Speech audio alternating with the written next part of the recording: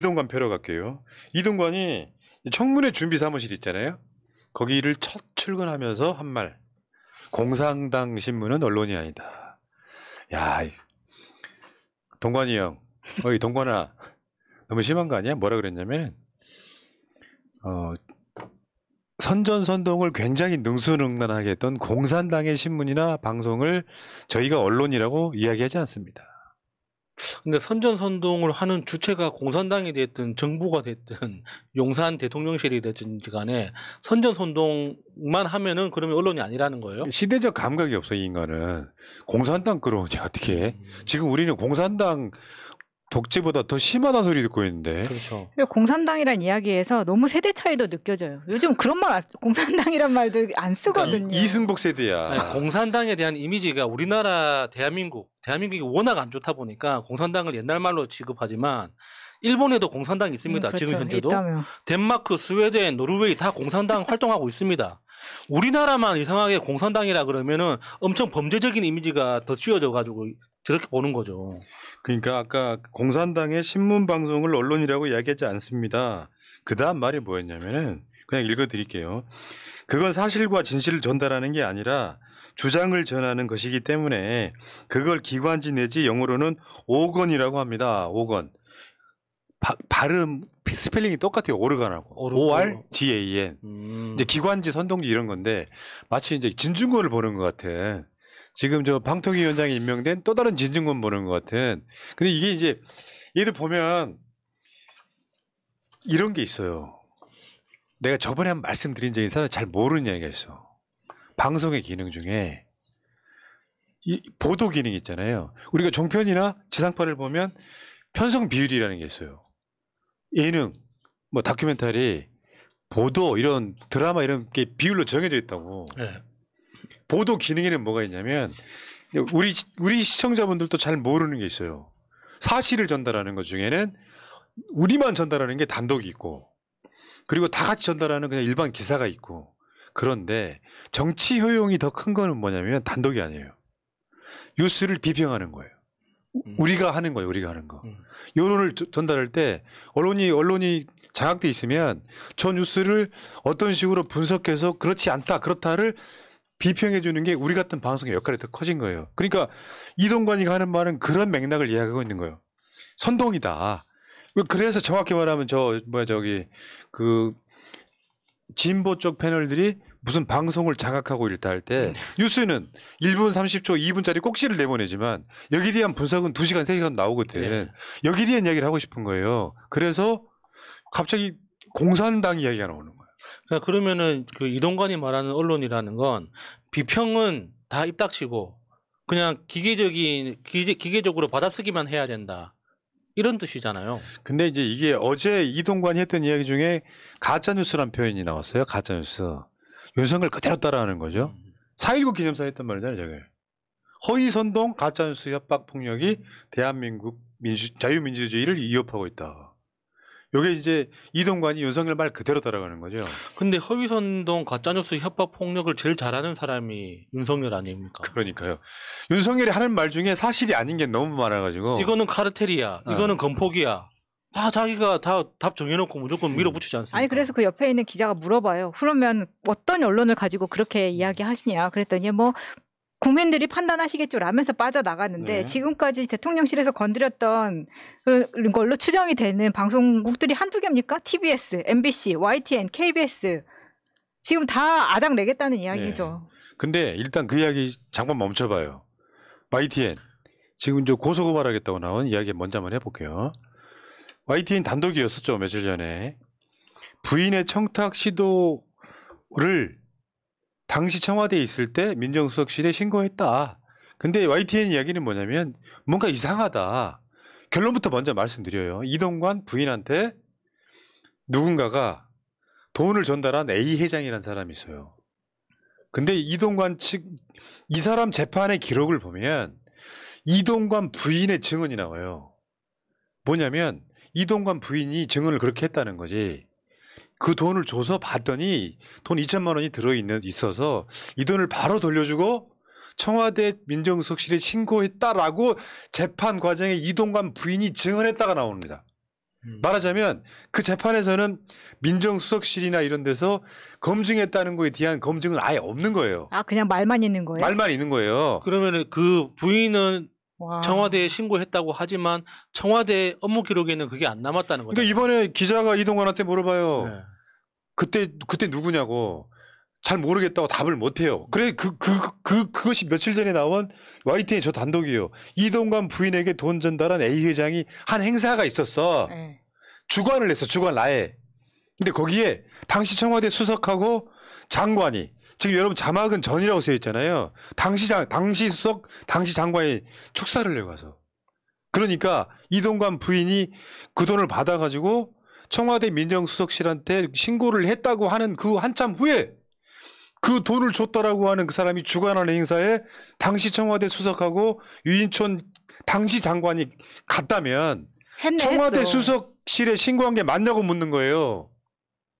그렇네요. 좀 말이 안 되지. 만약에 청와대 민정수석실에 제대로 신고를 했다면 저 고위직들이 갈 수는 없는 거 아니에요. 그게 실질적으로 돈을 돌려줬기 때문에 전부 다 공범이네. 범죄는 아니었다고 치더라도 그렇게 범죄를 시도했던 사람의 행사에 청와대 고위직들이 간 거 아닙니까? 그러니까 이 사람은 당시 여권이던 이명박 청와대로부터 어떤 견제도 받지 않고 심지어 수석하고 장관이 그 행사에 참여할 정도.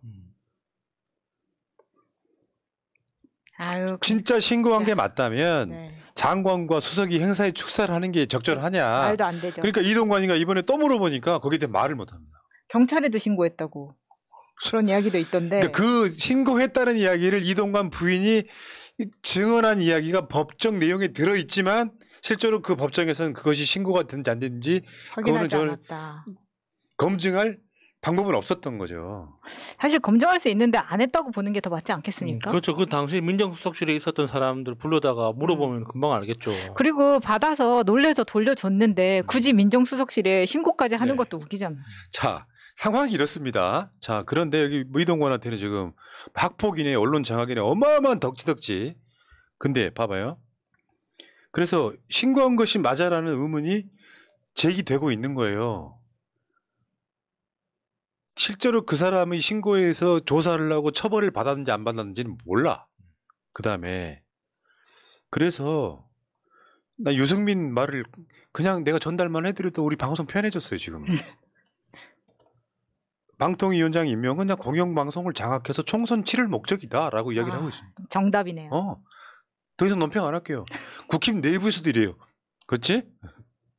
그리고 이번에 말한 그저 공산당 신문 지금 저거는 이제 민들레의 헤드라인인데 이동관 후보자가 말한 공산당 신문은 조선일보? 실제로 그 엊그저께 우리가 방송하면서 양해동 열사 돌아가신 거에 대해서 가짜뉴스 엄청 냈잖아요. 예. 그럼 아까 지금 윤석열이 말하는 가짜뉴스 조선일보가 1등이에요 1등. 거기다가 확실한 증거가 있잖아요. 그 6.25 전쟁 때 김일성 장군 만세 공산당 찬양하는 그런 기사 냈잖아요. 확실하네. 천황폐하 만세는 어떻고. 예. 그러면 공산당 기관지 맞네 그러면. 최근에 로이터가 조사한 거 있죠. 언론사 그저 앞에 영어로 쓰여 있지만 믿냐 안 믿냐 물어보는 거예요. 중간이다 하는 거 있고. 두 번째 조선일보 안 믿어 40, 믿어 33. 그다음에 TV조선 믿어 36, 안 믿어 39. 제일 낮아요. 우리나라 매체들 중에. 안 믿는 사람이 더 많아요. 가짜뉴스잖아. 그러면 이동관이 말하는 건 조선일보 아닙니까?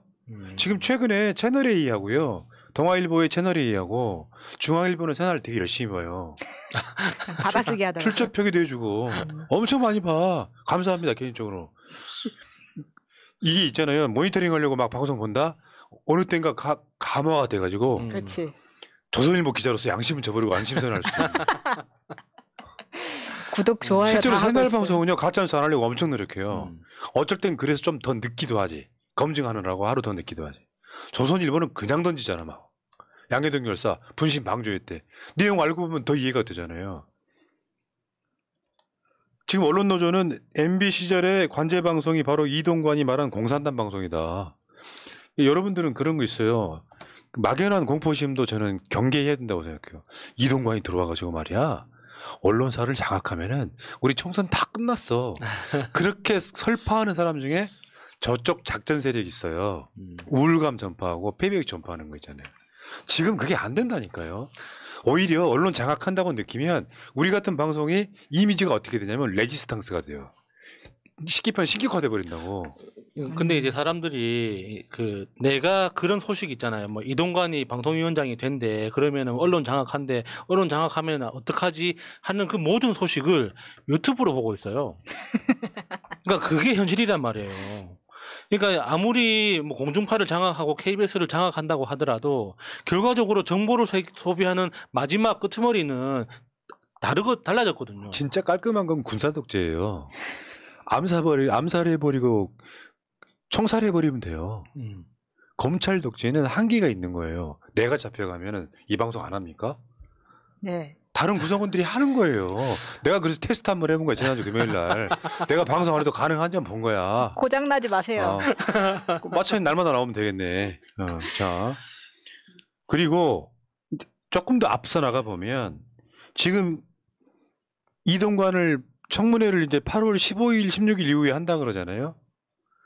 민주당이 반대해도 임명할 거 아니에요. 네. 이동관하고 이효재 그리고 이제 김현은 상임위원은 이제 그만두고 그러면 그래서 민주당이 의결 불가하게끔 2명으로는 지금 이렇게 법이 좀 해석이 애매하더만요. 뭐냐면 잠깐만 내가 써놓은 게 있는데 정확하게 헷갈릴 정도였는데 그러니까 지금은 2명 위원 2명의 요구로 회의를 개최할 수 있는데 그걸 3명으로 바꾸자는 거죠.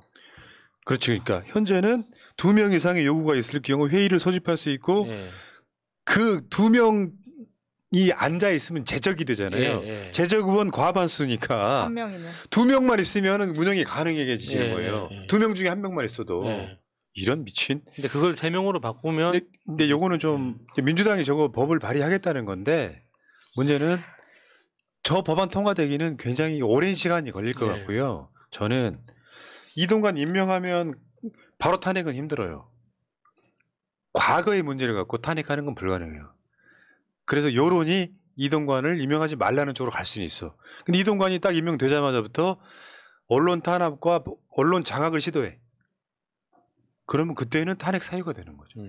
그래서 내년 4월이 총선이고요. 보통 이번에 이상민도 한 5, 6개월 걸렸잖아요. 그러니까 10월 달이면 딱 좋다.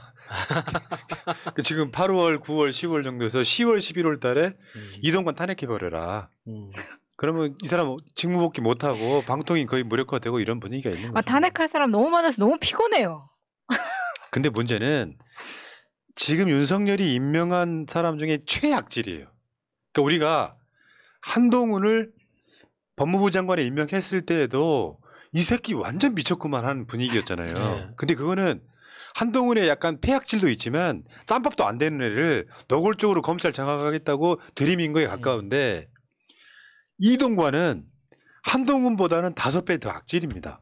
간단히 말해서 언론 장악의 전과가 엄청 심하게 있는 역사상 언론 장악한 일종의 개별스 1, 2, 3가 있으면 그중에 최상위에 있는 놈을 다시 방통위원장에 언론 장악용으로 앉힌다라고 하는 것 자체가 악질인데다가 국민들이 민감하게 생각하는 학폭이라든지 뭐 금품 받은 의혹이라든지 이런 것들이 덕지덕지 있어서 별로 이 사람 자체가 국민적인 감정이 안 좋은 데다가 다시 언론 장악하는 모습만 살짝 보이면 경고 몇 번 하다가 탄핵시켜버리라는 이야기예요. 그러니까 현직 기자들이 85%가 이동관 방통위원장 임명이 부적절하다고 판단을 한다잖아요. 근데 탄핵을 할 때 하더라도 일단 이번에 열리기로 했던 청문회에서 민주당이 얼마나 공격력을 보여주는지에 따라서 또 많은 지지율 변화가 있을 것 같습니다. 제가 잠깐 좀 신경질 좀 내보자면 이거 지난 정부 때 솔직히 미디어 특위에서 손 안 대고 있다가 이렇게 된 거잖아요. 오늘 아침에 당시에 미디어 특위에 있던 모 언론인 출신의 국회의원의 인터뷰를 들으면서 정말 빡쳤던 게 뭐냐면 뭐 이렇게 공산당 소리도 듣고 이렇게 이동관이 이 정도로 하는데 지난 정부에서 문정부에서도 방송 장악이 있었다라는 식의 의견에 대해서 어떻게 생각하십니까? 라고 말했더니 지난 정부에서 청와대에서는 언론에 이만큼의 반론도 하지 않았다. 이걸 지금 자랑이라고 뭐 얘기를 합니까? 그렇게 못 잡았으니까 지금 이 난리를 또 하고 있는 거잖아요. 마침에 빡치면 방송 길어지니까요. 충분히 이해했습니다. 제가 잘못했습니다. 거기다가 짧게 덧붙이면 제발 팀플레이 좀 했으면 좋겠어요. 이번에 국토부 그 상임위원 회의 때, 그러니까 원희룡 장관이 많이 두드려 맞았는데 그건 이소영 의원하고 한준호 의원이 몇몇 의원이 특출나 보였기 때문에 나머지 의원들이 안 보여서 그냥 좋게 넘어간 거지만 국토위 그 당시에 상임위 전체 분위기를 보면요 진짜 엉망이었어요. 아니 전체 상임위 의원들끼리 회의도 안 하고 그냥 들어간 것 같더라고요. 그러니까 서로 자기 역할을 좀 역할 분담해가지고 또 이슈도 나누고 그리고 질의에다 어떻게 그 상황을 몰고 갈지에 대해서 작전을 좀 짜서 들어가야 되는데 너무 개인 플레이를 하니까 이렇게 힘이 제대로 작동을 안 하잖아요. 좀 심합디다. 말하자면은 핵심은 뭐냐면은 윤석열이 저지를 하는 이유가 이준석의 말로 정확하게 답이 나오는 거예요. 난 잘하고 있는데 언론이 나를 나쁘게 보도해서 내 지지율이 안 오른다고 생각하는 놈이에요. 그러니까 더군다나 이제 유튜브 등 해가지고 이제 뭐 자기나 자기 부인에 대한 가짜 뉴스가 있다 이런 식으로 이제 내가 제대로 된 평가를 못 받는 게 다 언론 탓이다라고 생각하는 마인드. 요것들이 같이 작동을 하고 있는 측면이 있는데 문제는 이동관 탄핵하면 뭐 못하게 할 요량으로 중앙일보나 조선일보가 엄청 막 지랄 발광을 하잖아요. 근데 문제는요. 윤석열이 못한다고 생각하는 사람이 대한민국 국민 중에 한 60%쯤 됩니다. 근데 이동관이 아무 문제가 없는데 민주당이 꼴 보기 싫다고 대선 불복한다고 탄핵하는 게 아니잖아요. 역풍은 없다. 그러니까 그 카드도 갖고 있어야 되는데 그걸 못하게 하려고 계속 빈정거리는 거다 이렇게 말씀드리고 자 어쨌건 야 1년도 안 돼서 한 몇 개월 만에 독재 권력이라는 소리 듣는 애들이 공산당 이야기를 하고 있다는 게 참 진짜 아이러니합니다. 자기 주제를 좀 알았으면 좋겠고요. KBS 이제 안 나섭니까? 공영방송 망가지고 있는데 자리 보전하고 가만히 있어요? 안 나서요? 그러니까 쉽게 표현하면 KBS 자체가 지금 이 상황에서 나서지 못하면 KBS는 영원히 버려질 거예요. 정파적인 방송을 하는 게 아니라 정권이 독재로 언론 장악하려고 하는 거에 대한 KBS의 힘을 좀 보여줄 때가 온 거 아닙니까? 부끄러운 줄 알아야지. 그래서 양쪽에 같이 욕 먹고 있는 거 아니에요. 저 새날 방송하면서 KBS가 문재인 정부 비판한 건 열어봤거든요. 그럼 반대의 균형도 있어야 되잖아요. 다른 쪽 비판한 거 많이 못 봤습니다. 솔직히 말씀드려요. 비율로 따지면 7대 3? 근데 윤석열 정권한테는 못 대드는 거예요. 그게 현실이잖아. 그러니까 보수 진보한테 다 버려지고 있잖아요. 지금. 여기까지 하겠습니다.